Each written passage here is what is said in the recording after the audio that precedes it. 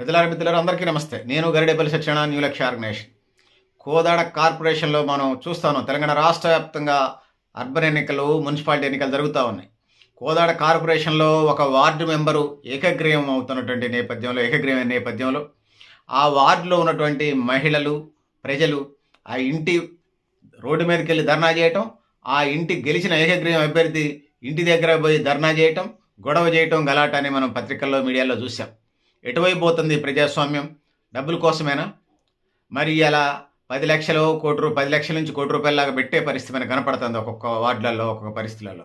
ఇక municipal మేయర్లు, municipal చైర్మన్లు, corporation మేయర్లు అయితే 5 కోట్ల నుంచి 20 కోట్ల దాకా పెట్టే పరిస్థితి కనపడతా ఉంది. అంటే ఈ తర్వాత ఏంది? సీసీ రోడ్లు, డ్రైన్లు, కలవట్లు, బ్రిడ్జిలకు సంబంధించి పర్సెంటేజ్ తీసుకుంటారా? మరి ఆ డబ్బులు ఎవరి? ప్రజలు పరోక్ష పన్నుల రూపంలో కట్టిన డబ్బులు కావా? సో ఎటువైపు పోతున్నాం మనం ఆలోచించుకోవాలి. సో ఓటుకు నోటు అనేది ఇవాళ ఒక ఛాలెంజింగ్గా తయారైంది.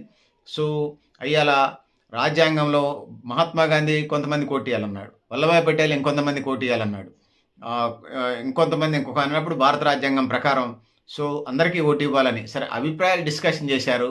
అయినా కూడా దేశ ప్రజలందరికీ ఓటిద్దామని చెప్పేసి మహాత్మా గాంధీ, వల్లభాయ్ పటేల్, గాంధీ, నెహ్రూ, అదేవిధంగా అంబేద్కర్, ఆనాడు ఉన్నటువంటి వాళ్ళంతా కూడా ఖచ్చితంగా ఈ దేశానికి సంబంధించి అందరికీ ఓటు ఉండాలని ఒక అభిప్రాయానికి వచ్చారు. మొదట అభిప్రాయాలు వ్యక్తం చేసిన అందరికీ ఓటు ఉండాలనే దాని మీద ఏకాభిప్రాయానికి వచ్చారు. మళ్ళీ దాని మీద ఓటింగ్ కూడా జరగలేదు.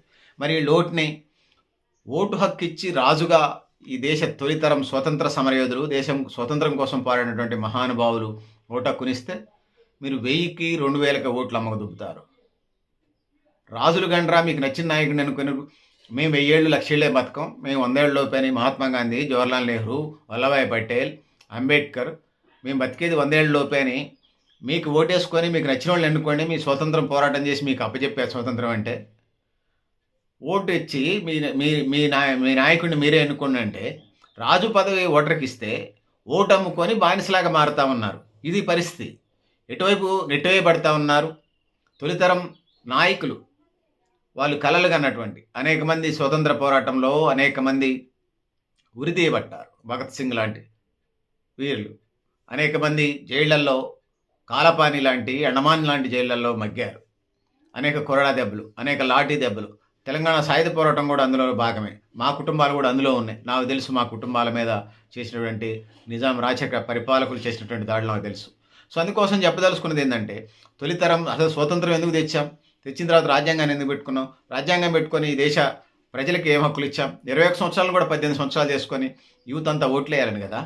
ఎటువైపు తీసుకుపోతున్నారు అనేది ఇక్కడ తెలియజేసుకుంటూ, ఇది ప్రజాస్వామ్యం కానేరదు. ఇది ఖచ్చితంగా ప్లూటోక్రసీ, ధనస్వామ్యం అనేది ఈ సందర్భంగా నేను తెలియజేస్తా ఉన్నాను. సో పెద్దలారా, మిత్రులారా, ఇది సో మీ ఓటు మీరు వేసుకొని ప్రజలు తమ కొరకు తాము ఏర్పరచుకొని తాము నడుపుకునేదే ప్రజాస్వామ్యం అంటాడు Abraham Lincoln. By the people, for the people, to the people. So ఎలాంటి ప్రలోభాలకు, ఓటుకి నోటు కాకుండా, ఓటుకి మందు కాకుండా, ఓటుకి మటన్ కాకుండా, ఓటుకి ఫ్యాన్ కాకుండా, ఓటుకి టీవీ కాకుండా, ఓటుకి ఫ్రిడ్జ్ కాకుండా, ఓటుకి ఇతర తాయిలాలు కాకుండా, కరెన్సీ నోట్లు కాకుండా స్వచ్ఛందంగా వాడికి నచ్చిన అభ్యర్థికి వాడు ఓటేసుకునేదే నిజమైన ప్రజాస్వామ్యం అని ఈరోజు నేను చెప్పదలుచుకున్నాను. ఆ వైపుగా ఈ రాష్ట్రం, ఈ దేశం అడుగులు పడాలని తెలియజేసుకుంటూ నేను చెప్పదలుచుకున్నాను. ఎమ్మెల్సీ ఎన్నికలకు సంబంధించి మా ఉమ్మడి ఖమ్మం జిల్లా, ఉమ్మడి ఖమ్మం, ఉమ్మడి వరంగల్, ఉమ్మడి నల్గొండ జిల్లాలకు సంబంధించినటువంటి ఎమ్మెల్సీ ఎన్నికలు జరుగుతూ ఉన్నాయి. ఈ ఎమ్మెల్సీ ఎన్నికలకు సంబంధించి ఒక ఉపాధ్యాయ ఎమ్మెల్సీ ఎన్నికలు కూడా జరిగినాయి. ఉపాధ్యాయ ఎమ్మెల్సీ ఎన్నికలప్పుడు ఒక రీతిగా, గ్రాడ్యుయేట్ ఎమ్మెల్సీ అభ్యర్థిలో ఒక తీరుగా ఉన్నది. గ్రాడ్యుయేట్ ఎమ్మెల్సీ ఎన్నికలప్పుడు కూడా 2,000, 3,000 ఇస్తున్నారంటే అర్ధార్థులకు కాలు కాశారు. ఉపాధ్యాయ ఎమ్మెల్సీ ఎన్నికలకు సంబంధించి ఈ సందర్భంగా మీ దృష్టికి తీసుకొచ్చే ప్రయత్నం చేస్తాను. భార్య స్కూల్ అసిస్టెంట్ హెడ్ మాస్టర్, ఆ భర్త కూడా స్కూల్ అసిస్టెంట్. అంటే సుమారుగా 2,10,000కు పైగా నెలవారీ జీతం వస్తుంది ప్రభుత్వం నుంచి. వాళ్ళు గ్రాడ్యుయేట్ ఉపాధ్యాయ ఎమ్మెల్సీలో డబ్బులు ఇస్తున్నారంటే 2 ఓట్లకి 2, 3, 6,000. అర్ధరాత్రి 1 గంట దాకా కూర్చున్నాడట ఆ స్కూల్ అసిస్టెంట్ హెచ్ఎం భర్త. ఆయన కూడా ఒక స్కూల్ అసిస్టెంట్ టీచర్. సో ఎటువైపు తీసుకుపోతున్నారు వీళ్ళు ఎడ్యుకేటెడ్ పేరుతో? పిల్లలకి వీళ్ళు ఏం నైతిక విలువలు నేర్పుతారు? డబ్బు లేని పేదలు రోజువారీ కూలీ అంటే తెలిసో తెలియనితనము, ఆ రోజు కూలీ వస్తుందని తీసుకున్నాడంటే దాన్ని ఏదో ఎక్స్క్యూజ్ చేసి చూచుకున్నట్టు వదిలేయచ్చు. మరి వీళ్ళు ఉన్నత విద్యావంతులు, ఉన్నతమైనటువంటి ఉద్యోగస్తులు, సమాజానికి దిశ నేర్పే, పిల్లలకి విద్యాబుద్ధులు, ఎథిక్స్ నేర్పేటువంటి ఒక టీచర్ వృత్తిలో ఉన్నటువంటి వాళ్ళే ఇట్లాంటి పరిస్థితుల్లో ఉన్నటువంటి క్రమంలో ఎటువైపు పోతున్నాం అనేది మనం చూసుకోవాలా. ముఖ్యంగా స్వతంత్ర సమరయోధులు, ఈ దేశం తొలితరం నాయకులు వాదోపవాదాలను ఎన్నన్నా జరిగినాయి. కొంతమంది భూస్వాములకి ఇద్దామన్నారు, కొంతమందికి చదువుకున్న వాళ్ళకి ఇద్దామన్నారు, కొంతమందికి ధనవంతులకి ఇద్దామన్నారు కొంతమంది నాయకులు. చివరిగా అంబేద్కర్ కూడా ఒక వాదన పెట్టాడు. ఓవరాల్గా రాజ్యాంగంలో ప్రకారం ఏదైతే రాసుకున్నారో దాని ప్రకారం మనం చూసుకున్నప్పుడు ఈ నాయకులందరూ కూడా గాంధీ, నెహ్రూ, వల్లభాయ్ పటేల్, అదేవిధంగా అంబేద్కర్, ఆ తొలితరం నాయకులంతా కూడా అందరికి ఇద్దామనే అభిప్రాయానికి వచ్చేసారు. సో 21 సంవత్సరాలు పెట్టారు. తర్వాత మనం 18 చేసుకున్నాం, 18 సంవత్సరాలు 22 ఓటు హక్కని.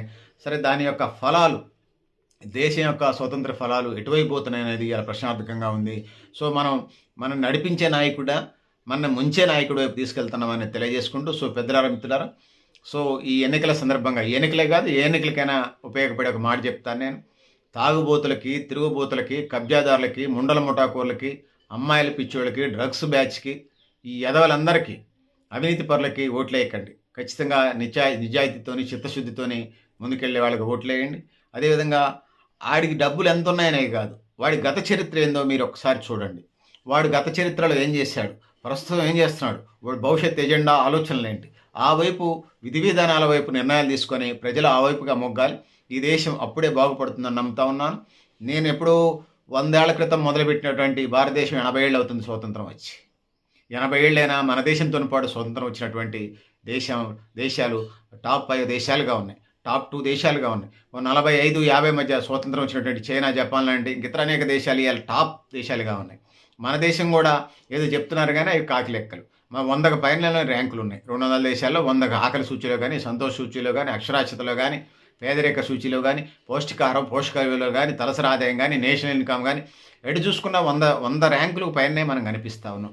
60 కనపడదంటే చాలా గొప్ప. ఇప్పుడు చెప్పిన ర్యాంకులన్నింటిలో భారతదేశం పరిస్థితి. అందుకోసం ఈ దేశంలో మీరు ఎన్నుకునే ప్రజలను బట్టే నాయకులు వస్తారో ఆ నాయకులు ఇచ్చేస్తారు. ఈ దేశంలో ధనవంతులు మరింత ధనవంతులు అవుతున్నారు, పేదలు మరింత పేదలు అవుతున్నారు. ఈ వ్యవస్థని మనం మార్చాల్సిన అవసరం ఉంది. వీళ్ళిద్దరిని ఈక్విలిబ్రియం చేయాల్సినటువంటి పాలక వర్గాలు ఇవాళ వాళ్ళని నెత్తన పెట్టుకొని భుజాన్ని వేసుకొని మోసి ముందుకు తీసుకున్న పరిస్థితి మనం చూస్తూ ఉన్నాం. సో ఇది దేశానికి ఏమంత మంచిది కాదు. ఖచ్చితంగా ఎన్నుకునేటప్పుడే మంచి వాళ్ళని ఎన్నుకునే కార్యక్రమం చేయాలి. ఖచ్చితంగా ప్రజలకి, దేశానికి వ్యతిరేకంగా చేసేటువంటి వ్యక్తులు ఎవరైతే ఉన్నారో, నాయకులు ఎవరైతే ఉన్నారో వాళ్ళని ఎండగట్టాలి. ఖచ్చితంగా తుక్కుగా ఓడించాల్సినటువంటి అవసరం అయితే ఇలా మన ముందున్నటువంటి పెద్ద సవాలుగా, ఒక ఛాలెంజింగ్గా కనపడతా ఉంది. ఆ వైపుగా అడుగులు వేయాలి. ఎవడేమైపోతే నాకేలే, నేను బాగుంటే చాలంటే నువ్వు కూర్చున్న చాప కింద కూడా నీళ్ళు వస్తాయి. ఆ టైంలో మీరు కూడా నష్టపోయే కార్యక్రమం ఉంటుంది. కాబట్టి అందుకోసం జాగ్రత్తగా నిర్ణయం తీసుకొని ముందుకు పోవాల్సిన అవసరం తెలియజేసుకుంటూ, సో పెద్దలారా, మిత్రులారా, సో గత ఎన్నికల్లో కూడా వైరా మున్సిపాలిటీ ఎన్నికల్లో గతంలో కూడా అభ్యర్థులు రాజీ పడితే మీరు మాకు తెలియకుండా ఎట్లా రాజీ పడతారు, మాకు ఓటు లేకుండా అంటే తిరిగినందుకు కొంత వైరా కోదాడ అనుభవాలే కదా, అది పత్రికల్లో, టీవీలు అన్నింటిలో వచ్చింది.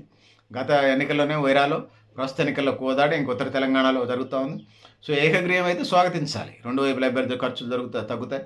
ప్రజాప్రతినిధిగా ఆయన మాట్లాడతాడు, ఇంకా మంచిగా పని చేయగలుగుతాడు. సో ఇది పరిస్థితి. కానీ ఇలా ఏం జరుగుతామన్నది, ఇలా ఓటర్లు కూడా ఏకగ్రీవాలను సహించలేని పరిస్థితులకు నెట్టేయబడ్డారు. అంటే మైండ్లో విషబీజాలు ఏ రేంజ్లో నాటుకుపోయినా అర్థం చేసుకోండి. ఎన్నికలు వస్తే ఖచ్చితంగా మందు ఉంటుంది, మటన్ ఉంటుంది, తాగుడు ఉంటుంది, తిరుగుడు ఉంటుంది, ఖచ్చితంగా డబ్బులు వస్తాయి, ఓటుకు నోటిస్తారు. ఇది ఇటువైపుగా వెళ్తూ ఉన్నారు. మరి అన్ని డబ్బులు పెట్టినోడు మీకు అన్ని డబ్బులు పెట్టాడు, ఆయన దైవకుమారుడా, వాళ్ళ ఇంట్లో డబ్బుల చెట్లు ఉన్నాయా? మీ ఇంట్లో లేనటువంటి డబ్బుల చెట్లు వాళ్ళ ఇంట్లో ఉన్నాయా? మనీ ప్లాంట్ చెట్లకి మనీ ఆకులే కాస్తే కొంచెం ఆక్సిజన్ ఇస్తే తప్పితే దానికి కూడా డబ్బులు గాయం. సో అందుకోసం వాళ్ళు ఖచ్చితంగా దీన్ని సేవారంగం కాదు, అది బిజినెస్ లాగా చూస్తున్నారు. అది ఒక బిజినెస్సే అది. సో ఏళ్ల నుంచి మనం ఎక్స్పెక్టేషన్స్ ఏముండవు అని తెలియజేసుకుంటూ, సో పెద్దలారా, మిత్రులారా, ఓ సినిమాలో చూసాం. సో అధికార పార్టీలో ఉన్నటువంటి ఒక నాయకుడు సినిమాలో చూసాం. డబ్బులు కావాలా, సిన్సియర్ పరిపాలన కావాలంటారు ఈ ప్రజలు అని చెప్తూ డైలాగ్ కొట్టాడు. అది మనకి కనపడతా ఉంది. అహనా పిల్లండి సినిమాలో కోటా శ్రీనివాసరావు అయితే నాకేంటి, నాకేమి ఇస్తారనే కథలాగా ఇలా నడుస్తూ ఉంది. అటు ఓటర్లలోనే ఉన్నాడు, అదేవిధంగా నాయకులు కూడా అలాంటి నాయకులను సృష్టిస్తూ ఉన్నారు. ఖచ్చితంగా ఇది అంత నిర్మాణానికి, సమాజ నిర్మాణానికి ఉపయోగపడదని భావిస్తున్నాను.